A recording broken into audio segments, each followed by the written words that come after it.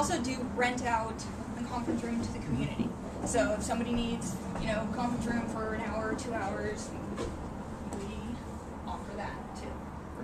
So, and plus it's a great view overlooking the space. And you haven't mentioned the great events that take place here? Yes, we do events here at Citizen Space.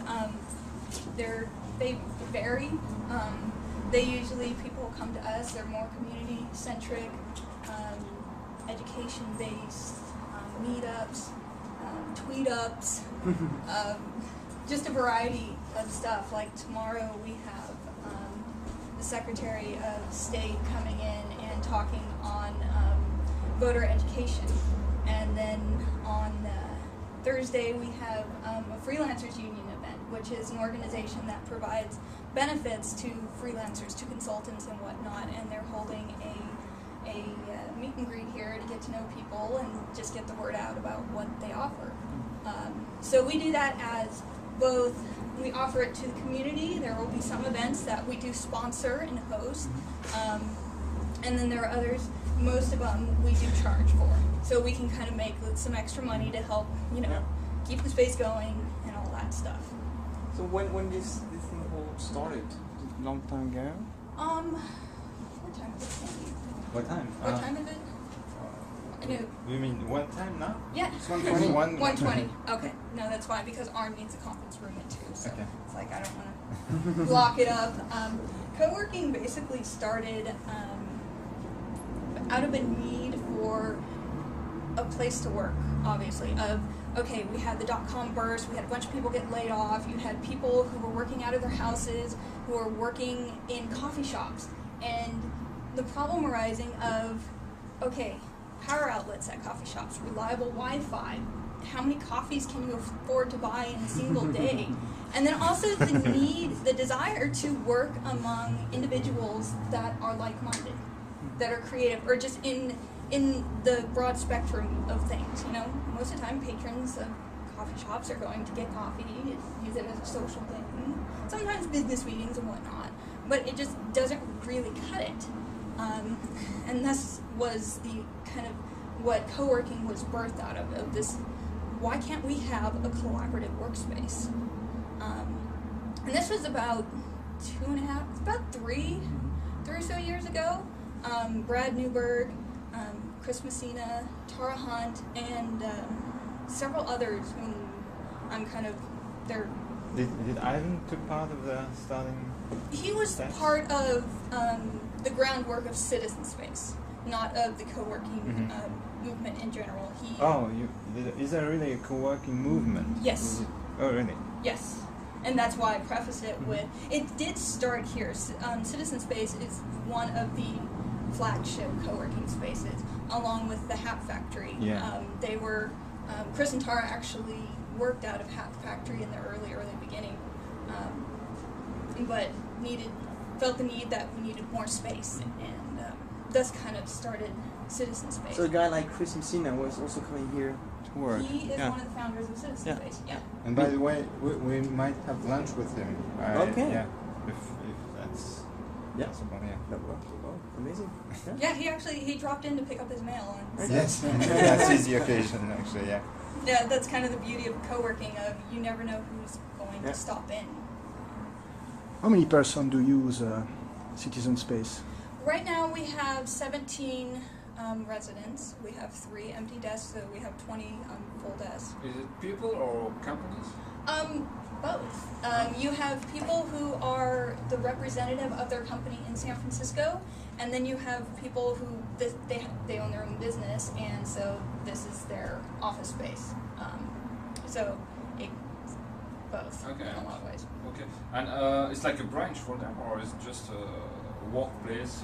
It's just their to office. be used? Okay. Really, Citizens co-working is very much about community and creating a home. It really is an environment where it's more than just an office. You've got great people you can work with, you can talk with, people who they go and do things after work. Emulating, is it for these people?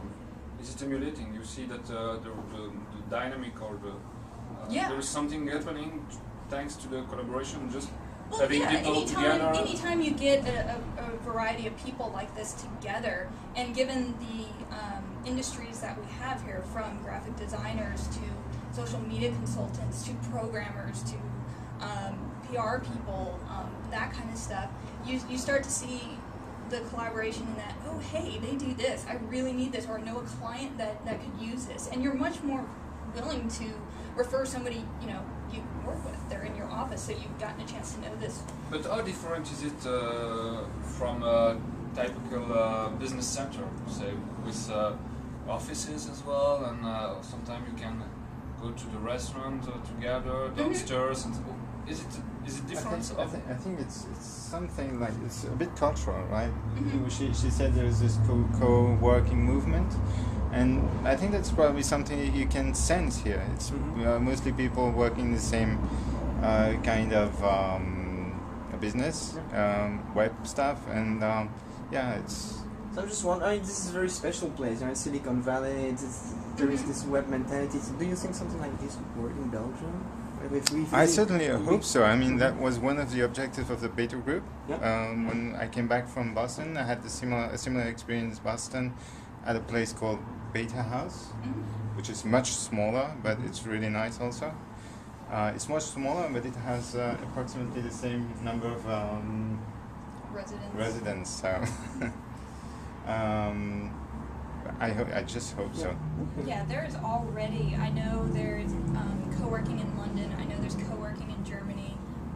It wouldn't surprise me if there was something in Belgium, I don't know, but co-working is spreading all over the place. But how could you define that co-working? That means that people are just working on the same project, or just being together, close to each other, that just exchange experience and solidarity? Or I think it's. Oh yeah. Go Sorry. ahead. No. Yeah, in my opinion, it's more people that don't want to, who are independent people or very small companies, and they like the idea of sharing a space. That's just instead of exactly that, like you explained, instead of going to a coffee shop, they meet in an office space. Yeah, one thing a lot of our residents say is working at home doesn't work. You're not productive. It's too easy to go do the laundry or go get something to eat or go play with the cat, that we're actually getting yourself out of the house and somewhere. We go to the office, we're thinking, I'm at 6 o'clock, so I need to be out of the office. I need to organize my day, I need to plan, and I think it's definitely. But it's not a matter of cost, actually, or is it just to spread the cost between a number of people, just being in the same place, or it's a matter of culture, of openness, or of It's people who are passionate about their work. I think that's very important. You can really feel the work atmosphere here. It's very, silent most of the day, except for those events that that occur from time to time. But I think it's mostly about people who are really they want to work on things that drive them, and they like to share the experience of being driven by the projects with other people.